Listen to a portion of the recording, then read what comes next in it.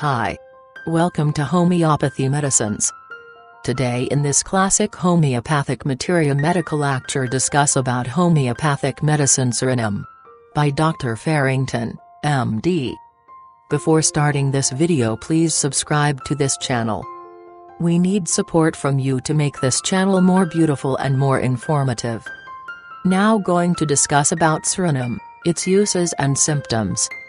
Psorinum has been proved sufficiently to enable us to use it successfully in the treatment of disease. We find it especially indicated in constitutions which are psoric, to use Hahnemann's word, in those who are subject to glandular and cutaneous affections, and who do not react to the apparently well-chosen remedy. For example, the remedy suited to your case is pulsatilla. The symptoms seem to call for it. The prescription is in accord with every rule of institutes, and yet relief is but transient. In such cases, you know that there is some dyscrasia underlying the disease, and this must be removed or modified before you can hope to successfully cope with the disease. Again, you are treating a case of scarlatina, your prescriptions avail nothing, and the little one dies. Many of these cases would be saved if we investigated this branch of our materia medica more thoroughly. The various constitutions or dyscrasia underlying chronic and acute affections are, indeed, very numerous. As yet, we do not know them all. We do know that one of them comes in gonorrhea, a disease which is frightfully common, so that the constitution arising from this disease is rapidly on the increase. Now I want to tell you why it is so. It is because allopathic physicians, and many homeopaths as well, do not properly cure it. I do not believe gonorrhea to be a local disease. If it is not properly cured, a constitutional poison which may be transmitted to the children is developed. I know, from years of experiment and observation, that gonorrhea is a serious difficulty, and one, too, that complicates many cases that we have to treat.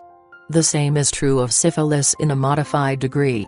Gonorrhea seems to attack the nobler tissues, the lungs, the heart, and the nervous system, all of which are reached by syphilis only after the lapse of years. To return from this digression, Psorinum is to be thought of in cases similar to sulfur, where there is a decided psoric taint, and the well-chosen remedy refuses to act. Let us look at some of the symptoms, and so note the way that Psorinum affects the tissues. It causes an eruption on the skin, and this is usually of an herpetic character, and is accompanied by great itching. This itching is intolerably worse as soon as the patient gets warm in bed. By and by, you will observe that the skin has a dirty, dingy look, as though the patient had never washed himself, which may not be the case. In some places the skin has a coarse look as though bathed in oil. The sebaceous glands secrete in excess. The eruption is especially noticed in children about the scalp. It may involve the whole scalp, but it is found characteristically from the scalp down either side of the face, involving the cheeks and ears, like tinea capitis, which it is, in fact. This eruption is, at times, moist, and oozes a matter which is quite offensive. At other times it is dry, furfuraceous, as it is then called. There is usually associated with these skin symptoms an atauria which is thin, ichorous, horribly offensive, having an odor like that of rotten meat. Ulcers appear on the legs, usually about the tibia or around the ankles or other joints. These ulcers have but this to characterize them: they are slow to heal, they are indolent.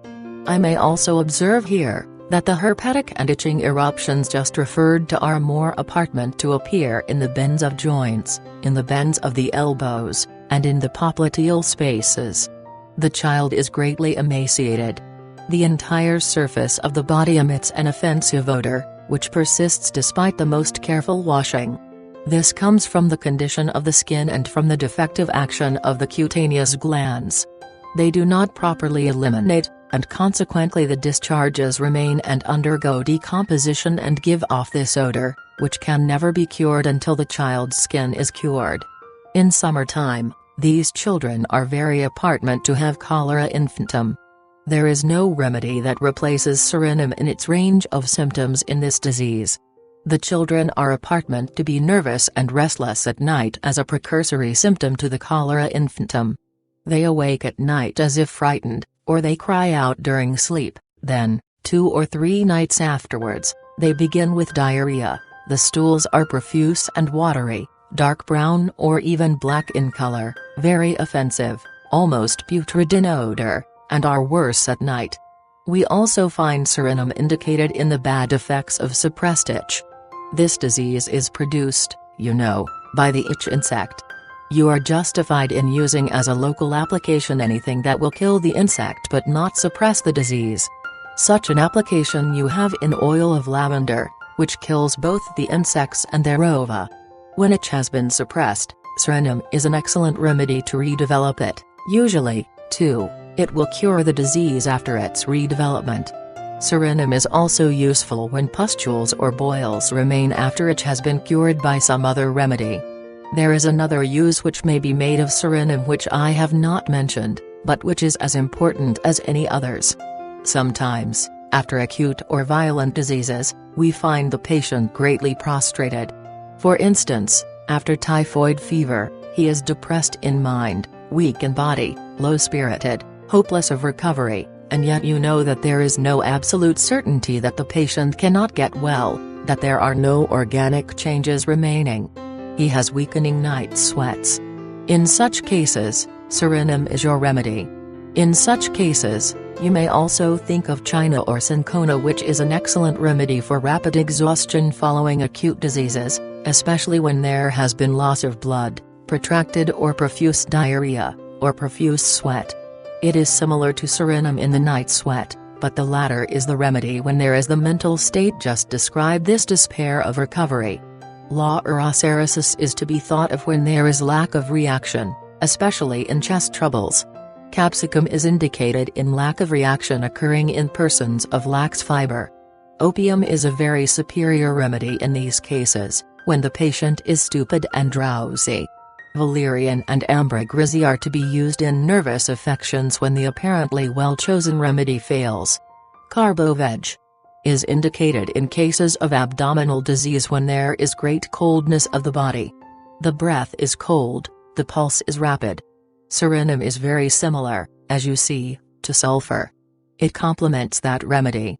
It is inimical to lachesis, and is antidoted by coffea. Thanks for watching this video. If you want more videos like this, please subscribe to this channel and press the bell icon. Comment us your feedback. Like and share this video with your friends and family. For paid and free consultancy online, visit homeopathymedicines.com and mashclinic.com. Thank you. Have a nice day. Stay healthy, stay happy.